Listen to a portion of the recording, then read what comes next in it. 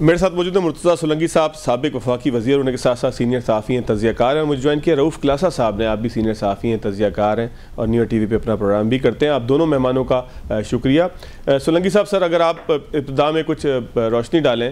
آج ایک بڑی بیٹھک ہوئی ہے، سیاسی قیادت بھی موجود تھی، عسکری قیادت بھی موجود تھی، ڈیجیٹل دہشت گردی، اس کے ساتھ ساتھ جو روایتی جو معاملات ہیں دہشت گردی، ان دونوں کا جواب دینے کا ایک فیصلہ کیا گیا ہے. پھر آرمی چیف کا بیان بھی تھا کہ ہارڈ اسٹیٹ کی طرف ہم جائیں گے. تو کیا سوچ رہی ہے ریاست؟ سولنگی صاحب، آپ تو خود چونکہ ریاست کے ساتھ کام کر چکے ہیں، کیا ذہن میں آ رہا ہے ریاست کے؟ کیا کرنا چاہتی ہے؟ بلوچستان میں کوئی بڑا آپریشن ہوگا، آپریشن تو پہلے سے ہی جاری ہے، کس طریقے سے چیزوں کو اب دیکھا جائے گا؟ سر مجھے ایسا لگتا ہے کہ سوشل میڈیا پر جو جس طریقے سے مہمیں چلائی جاتی رہی ہیں، جھوٹی خبروں کی، اشتعال انگیزی کی، بہتان تراشی کی، اس کے حوالے سے مجھے لگتا ہے کہ سکرو جو ہے وہ مزید سخت ہونے جا رہے ہیں. اور آپ نے دیکھا کہ پچھلے دنوں ہمارے ایک صحافی دوست نے ایک ایسی ٹویٹ شیئر کی جو کہ بظاہر ریاست مخالف بیانیے کو آگے بڑھاتی تھی. تو وہ صرف اس وجہ سے بخشے نہیں گئے کہ یہ تو کسی اور کا موقف تھا. اس وقت جو سوشل میڈیا پلیٹ فارمز جو اس طرح کی معلومات پھیلاتے ہیں، ان کی تو خیر ذمہ داری ہے ہی، لیکن جتنا آپ کا اکاؤنٹ بڑا ہے سوشل میڈیا پہ، جتنی آپ کی فالوئنگ زیادہ ہے، اتنی آپ کی ذمہ داری بھی زیادہ ہے. کیونکہ جو کچھ مواد آپ کے اکاؤنٹ سے شیئر ہوتا ہے، اس کے نتائج ہوتے ہیں، وہ کسی کو فائدہ دیتے ہیں، کسی کو نقصان دیتے ہیں. تو میرا خیال ہے کہ شاید ابھی اپریل کے پہلے ہفتے میں ہم سن رہے ہیں کہ شاید کچھ مزید قانون سازی بھی ہو.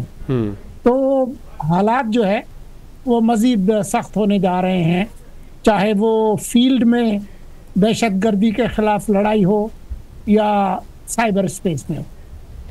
اچھا سولنگی صاحب، کیا ہم یہ سمجھ سکتے ہیں کہ آج سے پہلے جو کچھ پاکستان میں ہوتا رہا وہ ایک سافٹ ریاست کی حیثیت سے تھا؟ اگر دنیا کے ساتھ کمپیئر کریں تو سر ہارڈ ریاستیں، یہ ہارڈ ریاست سے مراد کیا ہے؟ کسی ملک کی اگر آپ مثال دیں، چائنا وغیرہ کو چھوڑ کے، وہ تو بہت ہی ہارڈ ہیں. مناسب ہارڈ کون سی ریاست ہو سکتی ہے؟ جو میری سمجھ بوجھ ہے سافٹ یا نرم ریاست کی اور سخت ریاست کی، وہ یہ ہے کہ نرم ریاستیں جو ہیں ان کے اندر کوئی قانون کی حکمرانی نہیں ہے، کوئی اس پر عمل درآمد نہیں ہوتا. جو حکمران جس کو چاہیں اس کو بخش دیں، جس کو چاہیں اس کو نقصان پہنچانے دیں، کوئی ہارڈ فاسٹ رولز نہ ہو. آپ کا ملک بالکل چراگاہ ہو، کوئی ہزاروں لوگ مشرق سے آ جائیں، مغرب سے آ جائیں، کوئی ان کی پوچھ گاچھ نہ ہو، کوئی ڈاکومنٹیشن نہ ہو. میرے نزدیک یہ فرق ہے. تو اگر جو ہمارے جو سسٹمز ہیں، چاہے وہ گورننس کے ہیں، اکانومی کے ہیں، ٹرانزیکشنز کے ہیں، آپ نے دیکھا حوالہ، ہنڈی، اسمگلنگ، یہ تمام چیزوں کو روکنا جو ہے وہ سافٹ ریاست کو ختم کرنا ہے. اب زیادہ وہ کس طرح کی سختی لانا چاہتے ہیں وہ یا تو وزیر اعظم صاحب سے پوچھ لیں یا محسن نقوی صاحب سے پوچھ لیں. ٹھیک ہو گیا. کلاسا صاحب، سر ہارڈ ریاست کی بات ہو اور پھر جس طریقے سے آج ڈیجیٹل معاملات کی بات ہوئی، پھر آپ کا خود ایک بڑا ٹویٹر اکاؤنٹ ہے، تو کیا ذمہ داریاں ایسی آپ جو ہے وہ اپنے ذہن میں رکھتے ہیں ٹویٹ کرتے ہوئے؟ کیونکہ ہم نے کبھی نہیں دیکھا کہ آپ کا کوئی ٹویٹ ایسا ہو کہ جو بلو دی لائن ہو یا بلو دی بیلٹ ہو، یا جس کے اوپر کوئی بہت بڑا اعتراض یا کوئی بہت بڑا جو ہے وہ تنازع کھڑا ہو جائے. حالانکہ لوگ یہ کہتے ہیں کہ اتنے بڑے اکاؤنٹ کے لیے ضروری ہے کہ آپ تنازعات پیدا کریں. تو یہ بھی سر ذرا آپ کریکشن کر دیجئے گا کہ آپ نے بغیر تنازع کے اپنا اکاؤنٹ اتنا وردی کیسے بنایا؟ آپ ملین سے اوپر آپ کے سبسکرائبر ہیں، ویور، وہ جو فالوورز ہیں. تو سر یہ کیسے ممکن ہوا تھا؟ کیا شرافت کے ساتھ بھی ممکن ہے؟ بہت شکریہ آپ کا. آپ نے بڑا اہم اور بڑا سنسٹیو موضوع اور ریلیونٹ موضوع آج لیا ہے. تو پہلے تو یہ ہے کہ میرے فالوورز ہیں 2.3 ملین ہے میرا خیال ہے، اس پہ بھی ہیں، فیس بک پہ بھی 1.4 ملین کا وہاں بھی پیج ہے، میرا اپنا پرسنل اکاؤنٹ ہے تو وہاں پہ بھی کوئی 1,35,36,000 وہاں پہ بھی ہیں. سو ٹوٹل ملا کے کوئی 4 ملین کے قریب اگر آپ دیکھیں تو ایک فالوئنگ یا ہمارے 2 فالوئنگ تو میں نہیں کہوں گا، لوگوں کی بڑی مہربانی کہ وہ ہمیں سننا چاہتے ہیں، ہمیں وہ لائک کرتے ہیں یا اپنا پوائنٹ آف ویو دیتے ہیں. لائک نہیں بھی کرتے بہت سارے لوگ، وہ بھی فالو کرتے ہیں یا آپ کے ساتھ ایڈ ہیں، میں یوں کہوں گا ایڈ ہیں. فالو ذرا تھوڑا سا سخت ہو جائے گا کہ ہم کوئی بہت بڑی توپ چیز ہیں اور ہمیں فالو کیا جاتا ہے، دماغ بھی بندے کا خراب ہو جاتا ہے اس طرح کا لفظ سن کر. سو آئی ول سے کہ میرے ساتھ سارے دوست جو ہیں وہ ایڈ ہیں. آپ نے جو ابھی میں اس پہ آتا ہوں، اس پہ یہ بڑا اہم سوال ہے جو آپ نے کیا. میں اس سے پہلے تھوڑا سا ہارڈ اور سافٹ کی بڑی خوبصورت ڈیفینیشن کی ہے سولنگی صاحب نے. آپ کو یاد ہوگا خان صاحب بات کرتے تھے ہارڈ اسٹیٹ کی. یہ آئیڈیا بیسیکلی خان صاحب کے دور کا ہے. وہ یہ کہتے تھے کہ جناب کہ مجھے قوانین چاہیے اور ایسا ملک چاہیے جو سعودی عرب، وہ نام لیتے تھے کہ سعودی عرب والے قوانین پاور چاہیے مجھے چائنا والی چاہیے، مجھے رشیا والی چاہیے. سو تمام جو آٹوکریٹ یا کنگڈم والی پاورز تھیں ان کو وہ چاہیے تھی ملک کو ٹھیک کرنا ہے. وہ جمہوری ملکوں کو مثال نہیں دیتے تھے، آپ نوٹ کریں یا ان کی تقریروں میں ہمیشہ وہ چائنا، رشیا اور سعودی عرب، چلے نارتھ کوریا کو بھی وہ سمجھتے نہیں تھے کہ وہاں پہ کیا سمجھ وہ ہے. سو آئرن کرٹن اسٹرانگ ہینڈ کے ساتھ وہ ڈیل کرنا چاہتے تھے اپنے مخالفین کو. اور مخالفین سے سیاسی نہیں، وہ جوڈیشل بھی ہو سکتے تھے، میڈیا کے بھی ہو سکتے تھے، پارلیمنٹ بھی تھی، سول سوسائٹی، وہ سب کو ڈیل کرتے تھے. اور ان کے دور میں انہوں نے ڈیل کرنے کی کوشش کی. وہ تو چائنا کی مثالیں دیتے تھے، دیکھیں وہاں تو پھانسیاں لگتی ہیں، وہ تو یہاں تک بات کرتے تھے. سو ریاست کا جو کنسیپٹ تھا، ہر حکمران کی کوشش ہوتی ہے کہ اس کے پاس پاورز ہوں، ایبسولوٹ پاور ہوں. یہ آنا تو پارلیمنٹی یہ طریقے سے چاہتے ہیں، لوگوں کے ووٹ ہو پارلیمنٹ کے ذریعے، لوگوں کو پہلے وہ چکر دے. وہ سارے ہمارے سیاسی بھائی ہیں وہ آنا چاہتے ہیں پاور میں. Once they are in prime minister house, پھر انہیں سعودی عرب والے یہ شہزادے کی پاور اچھی لگتی ہیں، پھر انہیں پیوٹن اچھا لگتا ہے، پھر چائنا اچھا لگتا ہے، پھر نارتھ کوریا کی پاور اچھی لگتی ہیں کہ اب ہم ٹھیک کر کے دیں گے. جمہوری طریقے سے نہیں ٹھیک کریں گے، نہ خود ٹھیک ہوں گے، ہم اپنے مخالفوں کو ٹھیک کریں گے ود دیز جو کچھ وہاں پہ ہوتا ہے. نمبر ایک چیز ان کے بدقسمتی کہ ساری چیزیں ہارڈ اسٹیٹ کے جو رولز ہیں اس وقت انہیں پہ اور ان کی پارٹی پہ اپلائی ہو رہے. خواب انہوں نے دیکھا تھا عمران خان صاحب نے ہارڈ اسٹیٹ کا، تو تعبیر اس کی اس وقت یہ لے رہے ہیں اور انہی بیچاروں پہ پوری ہو رہی ہے. اب آتے ہیں آپ کے ٹویٹر کی سائٹ پہ. سر جو میرے جیسے لوگ ہیں، اور اس وقت سولنگی صاحب is one of very pioneer. یہ نیوز جب شروع ہوا تھا، دا نیوز اخبار، تو اس کے یہ سٹارٹ میں یہ ان کے ٹیم میں حصہ تھے. ہم ایک نا رگڑا کھا کے، رگڑا جس کو کہ رگڑا میں اس لیے کہہ رہا ہوں کہ حالانکہ پروفیشنل ٹریننگ تھی، گرومنگ تھی، جو ہمارے جیسے سولنگی صاحب نے کراچی سے شروع کیا، نیوز کو جوائن کیا، میں نے فرنٹیئر پوسٹ سے جوائن کیا 93 میں ایز این اپرینٹس، پھر ڈان میں گیا میں 96 میں، پھر نیوز میں آیا، پھر ٹریبیون. ہمیں ایسے ایڈیٹرز ملے. ہم نے جو مطلب پرنٹ کے جو لوگ آئے ہیں، ابھی بھی آج دیکھیں جو پرنٹ کے جرنلسٹ ہیں آپ کے ڈومینیٹ کرتے ہیں، آپ کے ایون ٹی وی چینلز، ان پہ کوئی کیسز نہیں ہوتے، مقدمے نہیں ہوتے. میں آپ کو اور بھی بہت سے نام ابھی بتاؤں گا جو مین آپ کے ٹی وی شوز کر رہے ہیں 8-10 بجے، اس میں موسٹلی جو آئے ہیں پرنٹ سے ٹرین ہو کر لوگ ہیں. بھائی پرنٹ میں فلٹر ہے میرے اوپر ضیاء الدین صاحب بیٹھے ہوئے ہیں، شاہین صبری صاحب بیٹھے ہوئے ہیں، ناصر ملک بیٹھے ہیں، محمد مالک ہیں، سلیم بخاری ہیں، اس کے بعد یہ فہد حسین ہے. میں نام لیتا جا رہا ہوں جن لوگوں سے ہم نے جرنلزم سیکھے، جو میرے ایڈیٹر سے جو ہمیں سکتے ہیں. لیکن سر شاہین سے بھائی صاحب تو بیورو چیف ہے، احتیاط کا دامن آپ سے چھوڑ گئے ہیں کلاسا صاحب. چلے میں اس وقت ان کے اس پہ نہیں جاتا. جو میں نے ان سے سیکھا بہت اچھا سیکھا. میری گرومنگ میں، ٹریننگ میں، مجھے آگے لانے میں شاہین صاحب کا بڑا رول ہے. آئی فیل ویری ابلائزڈ ٹو ہم. اب ان کی اپنی ایک رائے ہے، اوپینین ہے، وہ جو بھی ہے میں اپنی بات کر سکتا ہوں کہ میں نے واقعی ان سے سیکھا اور بہت کچھ مجھے ان سے پروفیشنل بینیفٹ بھی ہوا، بہت سارا ہوا. ضیاء الدین صاحب سے ہوا، مالک صاحب سے، فہد سے، سلیم بخاری. سو آئی اوو اٹ ٹو دیم. ناصر ملک صاحب بڑے بڑے لوگ تھے انگلش جرنلزم کے جن سے میں نے سیکھا. سر وہاں تو آپ نے بات کی ہے نا کہ کنٹروورسی والی ساری چیزیں، ہم سکینڈل بھی لاتے تھے، سکینڈلز کیے ہیں، سٹوریز کی ہیں. اور بہت میں آپ کو اپنی مزے کی بات تو میرے اوپر میں نے کبھی اس کا وہ نہیں بنایا، اپنے ہیرو بننے کی کوشش نہیں کی، ڈھول نہیں پیٹا. میرے پہ کوئی 15 کیسز ہوئے تھے پیمرا میں. سر 15 کیسز 92 چینل میں تھا. میں نے 40-45 پیشہ بھگتی ہیں، الحمدللہ سارے جیتے ہیں. اور کبھی رونا بھی نہیں رویا کہ میرے پہ کیس ہو گیا. بھی ٹھیک ہے، ملک کے قوانین ہیں، اگر میں بیٹھا ہوں تو مجھے ذمہ داری سے بات کرنی ہے. 3-4 میرے عدالتی کیسز بھگتے ہیں، 5 میرے سپریم کورٹ نے سو موٹو لے کے چیف جسٹس صاحب نے مجھے بلا لیا تھا کہ فلاں خبر کی ثابت کر کے دے. الحمدللہ وہ ثابت کی. ریزن کیا تھی؟ میں اپنے ان تمام ایڈیٹرز کا شکر گزار ہوں، ان میں اپنے سب ایڈیٹرز کا ان کا شکر گزار ہوں جنہوں نے ہمیں رپورٹر بنایا. اور رپورٹر کی ٹریننگ کیا ہے کہ آپ نے کوئی ایسی بات نہیں کہنی جو کل کو کورٹ آف لا میں ثابت نہ کر سکیں.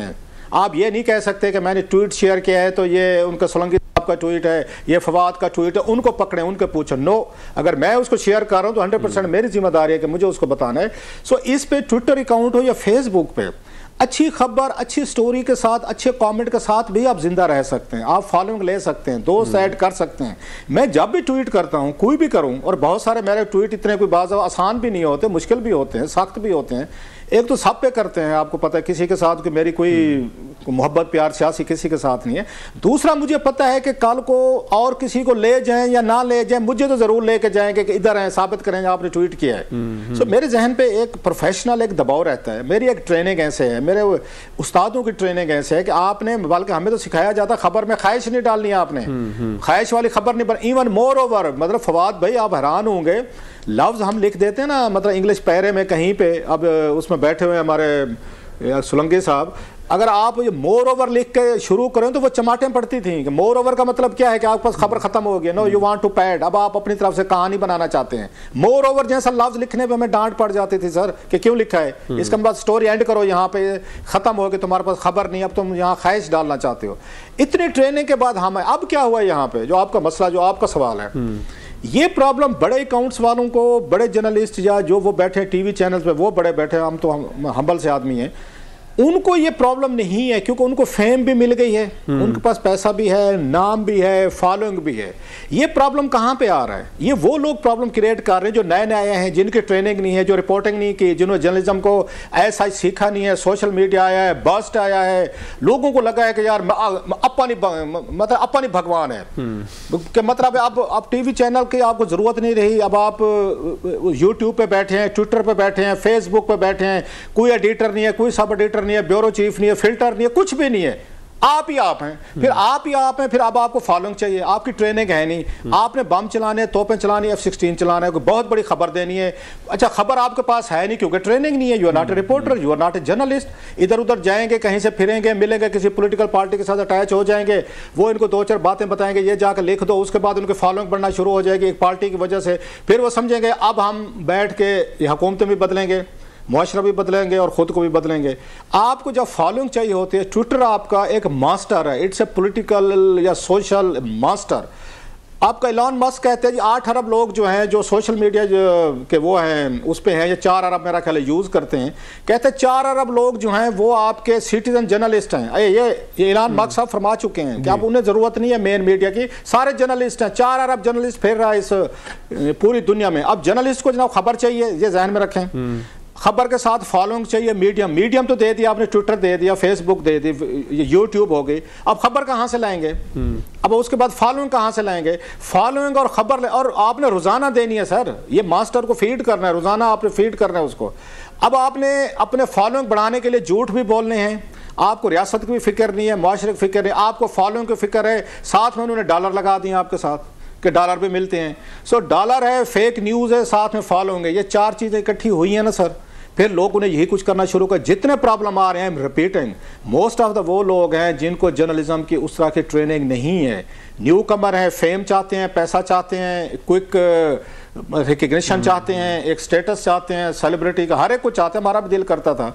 सो सर जी, ये आपका सोशल मीडिया की एक छोटी सी साइंस जो मुझे समझ आती है, वो लोग जो रोज़ाना के बुनियाद पे अपनी फॉलोइंग को उन्होंने इंटैक्ट रखना है, उन्होंने ख़बर देनी है, ख़बर नहीं है तो ख़बर क्रिएट करनी है, क्रिएशन के चक्कर में झूठी खबरें भी आती हैं, गलत खबरें भी आती हैं, फिर आप प्रोवोकेट भी करते हैं, जान भी दांव पे लगाते हैं, और फिर आप अगर रियासती कवानीन, मैं अपनी बात कह रहा हूँ, मैं हमेशा क्लियर हूँ, बड़े लोगों को अच्छी नहीं लगेगी सर, मैं जो बात कह रहा हूँ मेरी बात ठीक होनी चाहिए। मुझे अनइंटेंशनल मिस्टेक हो सकती है, गलती इंसान से होती है, इंटेंशनली तौर पर मुझे खबर गलत नहीं देनी चाहिए, मुझे झूठ नहीं देना चाहिए, और कल को मुझे अपना बोला ट्वीट किया हुआ फेसबुक के एक एक लफ्ज़ का मुझे जिम्मेदार होना चाहिए। मुझसे गलती हुई है, law can ask me, I should go to the law, और मैं एक्सप्लेन करूँ, अपने वहाँ सबूत दूँ, बातें करूँ। सो ये कह देना जनाब के यहाँ पे कोई कानून नहीं होना चाहिए, मदर पिदर आज़ाद होनी चाहिए, बस अपनी भगवान है, मुझे किसी को वो पकड़ेंगे तो जनाब यहाँ पे आज़ादी साहब। इतने बड़े बड़े लोगों पे क्यों नहीं केसेस हुए सर? मैं नाम लेना शुरू करूँ अगर, उन पे क्यों नहीं केसेस हो रहे? वो भी शो करते हैं, वो भी ट्वीट करते हैं, why not? Because they are trained journalist, उन्हें पता है कि जनाब हमने खबर को किस तरीके से पेश करना है। یہاں پہ آپ کو جو دل چاہے کہہ دیں، ریاست کے خلاف کہہ دیں، مطلب انسٹیٹیوشنز کو تم وہ کر دیں، کسی کا کوئی خیال نہیں ہے، لحاظ نہیں ہے، گالی گلوچ بکواسیات، دنیا جہاں کے جا کے دیکھیں تو صحیح، اور پکڑے جائیں تو کہتے ہیں ہماری آزادی صحافت خطرے میں پڑ گئی. اچھا لاسٹلی آئی ایم سوری بات لمبی ہو گئی بھئی، مجھے انقلاب آیا ہوا ہے، مجھے کہ میں نے ملک بدلنا ہے، سوسائٹی بدلنی ہے، اس ملک کو بہت بڑا کچھ چینج کرنا ہے. تو بھائی میں اس انقلاب کے لیے جو کچھ ایفرٹ کر رہا ہوں، غلط صحیح لکھ رہا ہوں، کل کو اس کے کنسیکوینسز ہیں، تو کنسیکوینسز میں بھگتوں نا. تو آپ اور سولنگی صاحب کیوں بھگتے ہیں؟ میرے آپ یہ کہتے ہیں انقلاب مفت میں نہیں آئے گا، میرے انقلاب کی قیمت جو ہے، نہیں سر اور بات ہے. سوال یہ ہے کہ میں انقلاب لانا چاہ رہا ہوں، میرے انقلاب کے کنسیکوینسز ہیں. ٹھیک ہے سر، میں کچھ طاقتور لوگوں کے خلاف لڑ رہا ہوں، میرا خیال ہے ان کے خلاف لڑنا ہے، میرا خیال ہے میں گھر سے یہ سوچ کے نکلا ہوں، اس کی قیمت میں دوں نا سر، جو بھی ہے. آپ اور سولنگی صاحب کیوں دیں؟ بالکل ٹھیک. اور لوگ کیوں دیں؟ Why should they pay that? کہ بھئی ویوز تو میرے ہیں نا، خیالات تو میرے ہیں نا، تو اپنے خیالات کی قیمت میں دوں. پھر ہمیں وہ آ جاتے دیکھ جی فلاں بندے کے ساتھ یہ جاتی ہو کہ آپ نے ساتھ نہیں دیا. بھائی اس کو ہم نے کہا تھا کہ تو جا اور یہ چیزیں لکھ دے، تو اس طرح کی چیزیں شیئر کر دے، اور تیرا جو دل چاہے، تو نے ہم سے مشورہ کیا تھا، یا ہمیں پتہ ہے کہ تیرے ویوز جو ہیں اس ملک قوم کے لیے ٹھیک ہے، تیرے ویوز ہیں، fair enough, we respect it, but if there are consequences.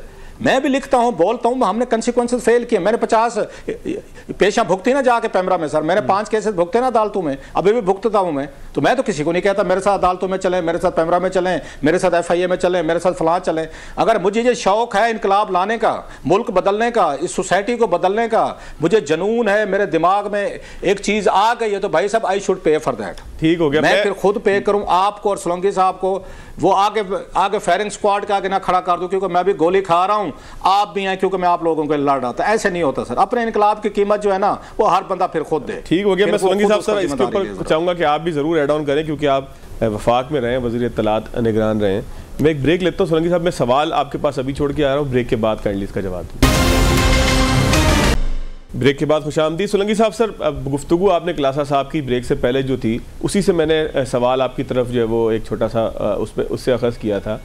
سر یہ فرمائیے گا کہ ذمہ داری ریاست کی یہی ہے کہ قانون سازی کے ذریعے لوگوں کو جو ہے وہ پکڑے، یا ریاست کی ذمہ داری یہ بھی ہے کہ لوگوں کو سکھائے سمجھائے، لوگوں کی ٹریننگ کا بندوبست کرے؟ یہ جو پوری ایک وار ہے یا ایک پورا سیلاب ہے، اس کے اندر لوگوں کو بہنے دے اور پھر جو بند کے اندر پھنس جائے اس کو پکڑ کے جو ہے وہ کنڈی ڈال کے نکال لے اور جیل میں ڈال دے؟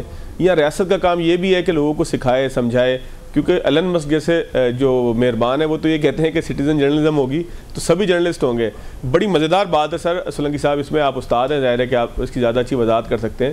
خبر ڈھونڈنے کی جب بات ہوتی ہے تو کوئی جو ہے وہ خدا نہ خواستہ SIUT کے جو رضوی صاحب ہیں ان کے لیے کوئی غلط خبر دے دیتا ہے، کوئی اس سے پہلے خبر کرتا ہے کہ وہ بنگلہ دیش میں کرکٹر جو بیچارہ ابھی زندہ ہے، بالکل حیات ہے، جس کو یہ دل کا پرابلم ہوا تھا، لوگ یہ خبر دینے میں بھی دیر نہیں کرتے کہ جی اس کا انتقال ہو گیا. مجھے یاد پڑتا ہے آج تک کہ ٹھٹا کے قریب، بلکہ ادھر 7 کے قریب ایک حادثہ ہوا تھا، تو اس کے بعد میں نے وہ واقعہ اپنی آنکھوں سے دیکھا ہوا ہے کہ جو مدیر صاحب نے فرمایا کہ جو لاشیں تم نے گزشتہ رات خبر میں دی تھیں وہ پوری کر کے لاؤ.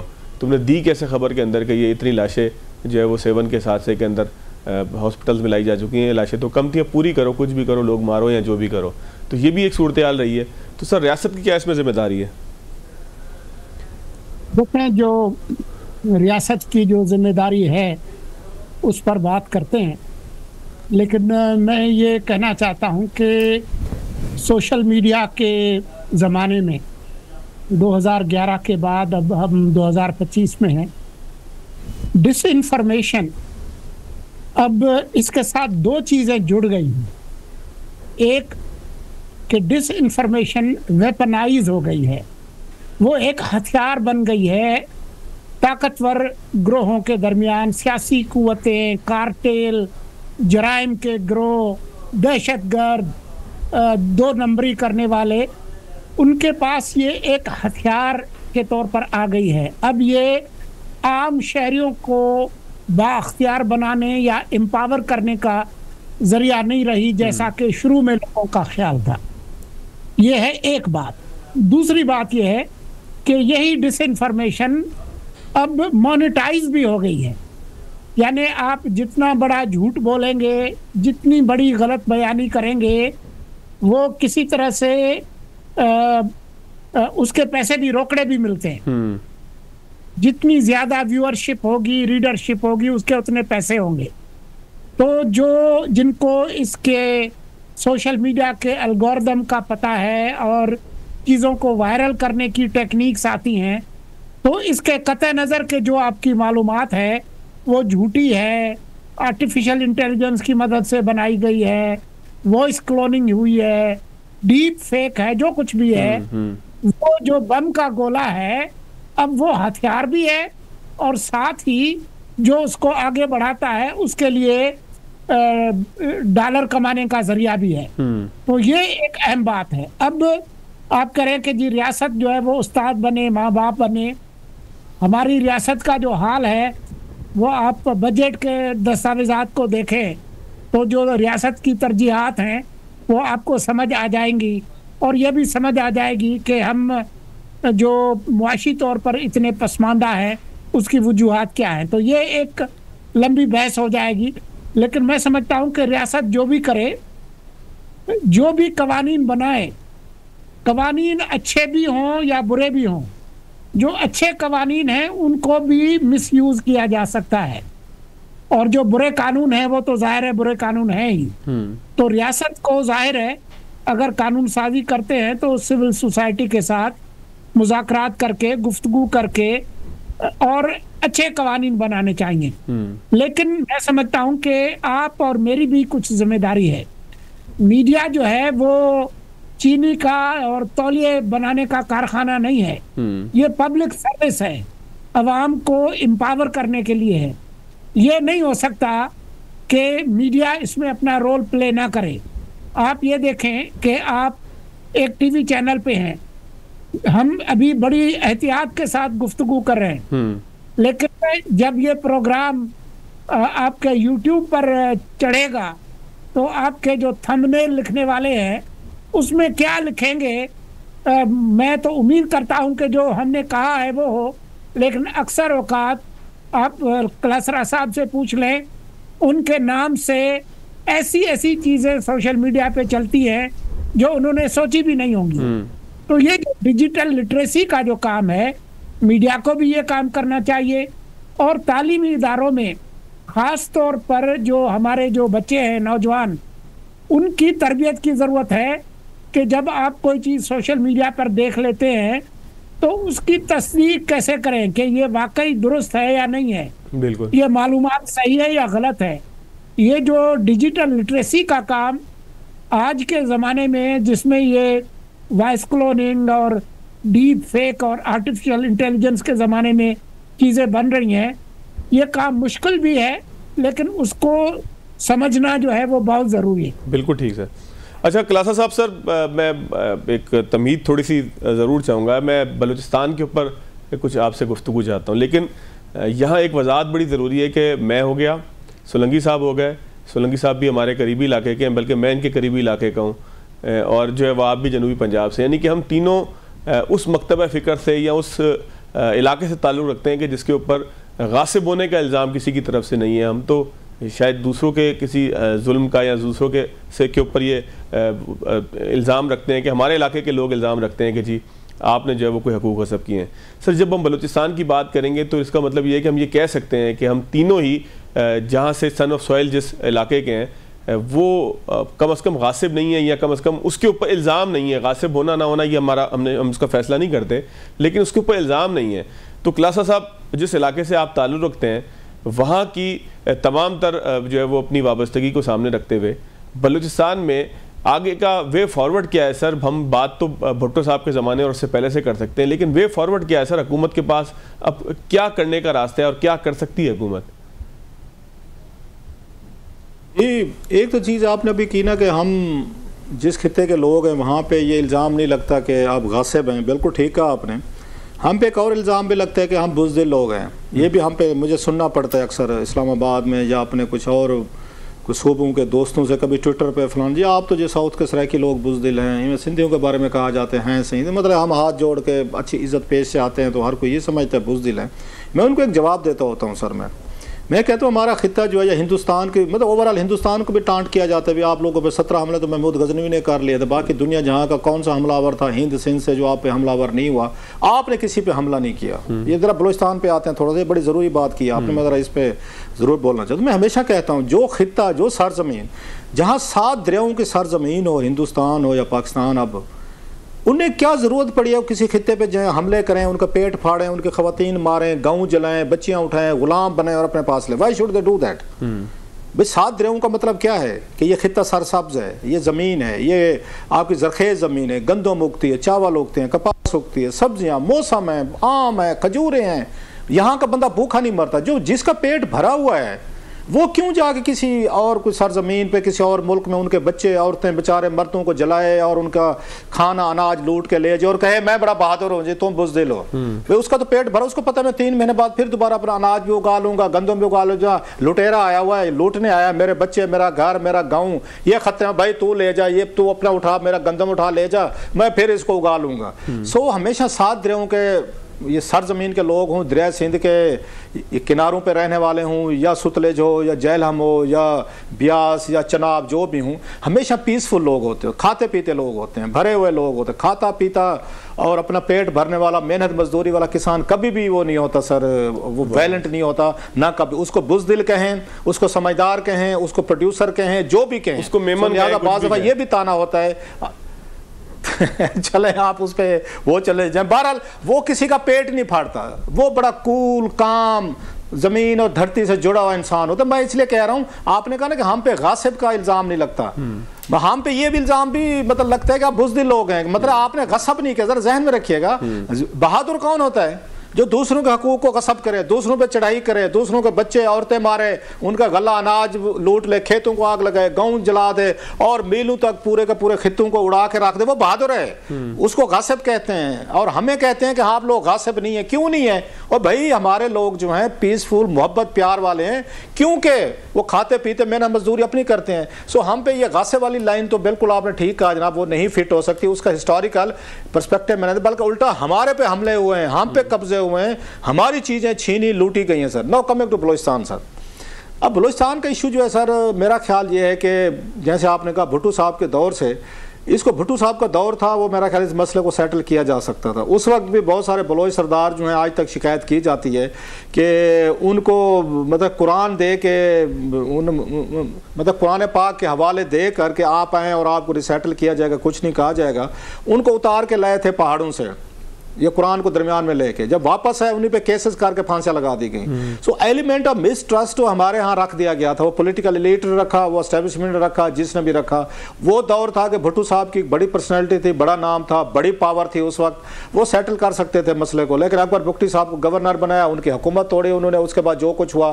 اچھا جنرل ضیاء صاحب کو موقع مل گیا, وہ واپس آئے, انہوں نے انہیں تمام لوگوں کو رہا کر کے ایک نریٹو بن گیا. سو سیاسی طور پہ بھی ہم نے دیکھا ہوا کہ بھٹو صاحب کی حکومت اس کو سیٹل نہیں کر سکی تھی مسئلے کو, بلکہ زیادہ خراب ہو کے مطلب اس میں پہاڑوں میں چڑھ گئے تھے, جنگ ہوئی, لڑائی جو بھی ہوئی ساری.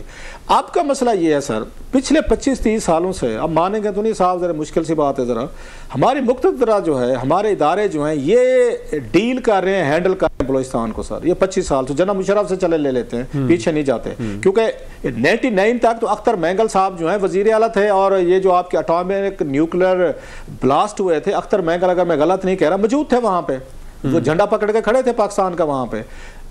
جنرل مشرف جب آیا اور ان کے اندر کا ایک جو جاگا ہے کہ انہوں نے کہا آپ کہ ایسا ماریں گے اور ایسی کوئی چیز ہٹ کرے گی, یہ 71 آپ کو پتہ نہیں چلا. بھئی you are the commander, you are military chief, آپ کو کیا ضرورت پڑی ہے یہ کہنے کی, آپ ایک ملک کے صدر بھی بنے ہوئے ہیں, آپ کیوں پرووک کر رہے ہیں. اچھا اکبر بگٹی صاحب کو کر رہے ہیں, جس کو ہمیشہ سے بلوچوں نے بھی ٹانٹ کیا کہ آپ فیڈریشن کے ساتھ, he was the last of the Mohicans جو فیڈریشن کے ساتھ کھڑے ہوئے تھے, آپ نے ان کو جا کے پہاڑوں میں مارا اور پھر اس کا کریڈٹ لیا, پھر وہ اس کی باڈی اٹھائی, میت اٹھائی, پھر لے آئے, پھر اینک ٹوٹی ہوئی اینک, پھر تبوت, سارا پریڈ کروایا, ساری آپ نے اس کی تصویریں بنائی. آپ کا خیال تھا کہ اسے ہم ڈرا لیں گے, تو پھر ڈرا لیا آپ نے. بلوچ کے بارے میں ہمیشہ کہتے ہوتے ہیں کہ بلوچ کو عزت کے ساتھ رام کیا جا سکتا ہے, یہ ان کے بارے میں مشہور ہے, عزت کے ساتھ آپ ان سے کوئی کام لے لیں. آپ نے پرووک کیا, ہٹ کریں گے, ماریں گے. میں یہ سمجھتا ہوں سارا مسئلہ جو شروع کر کے گئے تھے نا, یہ جناب مشرف شروع کر کے گئے. انہوں نے جس طریقے کا انہوں نے اندھی پاور استعمال کی اپنے مائنڈ کے ساتھ, سوچ کے ساتھ. اچھا ان کا قصور نہیں تھا, ایک فوجی تو گن سے سوچتا ہے سر, सियासी आदमी दिमाग से सोचते हैं ना, एक फौजी तो किसी को मतलब दुश्मन के तौर पर ट्रीट करते हैं, टारगेट के तौर पर ट्रीट करते हैं, मिशन के तौर पर ट्रीट करते हैं। सो he was treating him like a mission, like a target. सो वो मसला आपसे मैं ये समझता हूँ हाँ वहाँ से ख़राब होना शुरू हुआ। इसके बाद जिस तरह की क़यादत आप सामने लाए, आप ही ला रहे थे ना सारे कि इस सरदार को बना दो। उन सरदारों ने जो दूसरी कैटेगरी ऑफ सरदार थी, जो मैंगल नहीं थे, मरी नहीं थे, बरियार वगैरह सारे, बुकटी वगैरह सारे, जो आप एक और क्लास लेकर आए गए, इसमें आप रसानी लेकर आए, फिर इसमें रिंद आ गए, फिर इसके बाद मालिक आ गए, बलोच, इस तरह के। तो फिर आपने उन्होंने भी आपको ही ब्लैकमेल करना शुरू किया कि भाई साहब आपने सूबे में अगर रखने तो हमारे जरिए करें। उनके अपने flats Dubai, London, Hind Sindh में बढ़ गए, जदादें बाहर बना ली उन्होंने, डट के पैसा भी लिया। एक असम्बली रसानी साहब की थी, बादशाह वहाँ 65 में से 64 वजीर थे, और यार मोहम्मद रिंद इसलिए नहीं बन सके थे वजीर कि उनकी और रसानी साहब की कबैली दुश्मनी थी। वो अकेले अपोजिशन लीडर थे। 25-25 करोड़ रुपया पीपल्स पार्टी दौर में एक एमपीए को दिया गया कि पैसे लो, अपना मुंह बंद रखो और हम बलोचिस्तान बचा रहे हैं। तो बचा लिया आपने। सो जनाब आपने जिस तरह के पॉलिटिकल लीडरशिप पे रखी, आपने नैरेटिव नहीं बनाया, वो आपको डिलीवर नहीं करके दे सके, अभी भी वही हालात चल रहे हैं सर। सो मेरा ख्याल है थोड़ा सा जिस तरह के इन्होंने सियासी लीडरशिप वहाँ पे लेकर आए थे, पैदा की थी, उसके साथ ये होना था। मेरी बात बड़ी अनपॉपुलर सी लगेगी लास्टली, मतलब आपको उन लोगों को कहीं ना कहीं पे अख्तर मैंगल जैसे लोगों को अंगेज रखना चाहिए था। इनके जरिए चीज़ें थोड़ी सी ठीक हो सकती थी, उनको पावर में लाना चाहिए था। बहरहाल that so complex and so मुश्किल इशू। फिर इंटरनेशनल पावर्स भी हैं, चाइना, अमेरिकन, अफगान, इंडियंस, वो एक अलहदा कहानी है सर। सो मतलब Balochistan is a very complex issue. अब देखते हैं जनाब, वो कहते हैं हम हार्ड स्टेट बनाएंगे, हार्ड स्टेट से कैसे डील करेंगे, लेट्स सी। सर आप क्या समझते हैं कि वे फॉरवर्ड क्या है गवर्नमेंट के पास?